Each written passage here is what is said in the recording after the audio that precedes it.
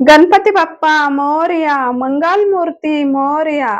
आज तुम्हाला मी अगदी छोटासा माझ्या घरचा जो गणपती आहे, ते दाखवत आहे. हे गणपती माझ्याकडे 11 दिवसासाठी असतात. इथे बघा मस्त असं यांसाठी मी छोटासा असा एक मखर केलेला आहे.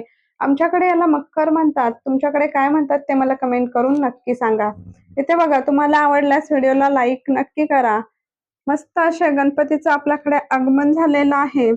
गणपतीला एक फुलाचा आणि एक फुलांच्या बियापासून बनवलेला मस्त पांढरा आपण हार घातलेला आहे. गणपती बघा किती छान दिसतायत. यानंतर यांच्या बाजूला एक आपले देव्हाऱ्यातले गणपती आहेत ते इथे छोट्याशा पाटावर आपण बसवलेले आहेत.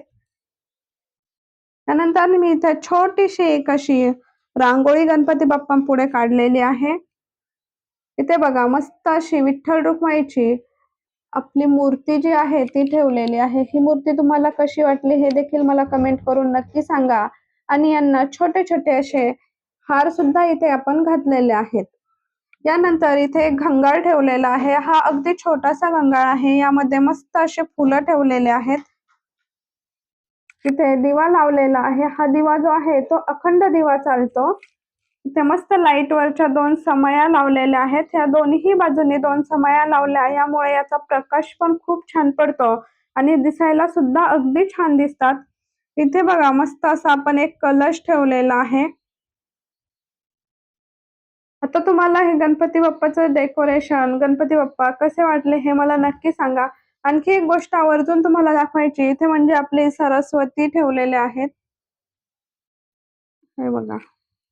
मस्त असं आपलं गणपती बाप्पा दिसतायत.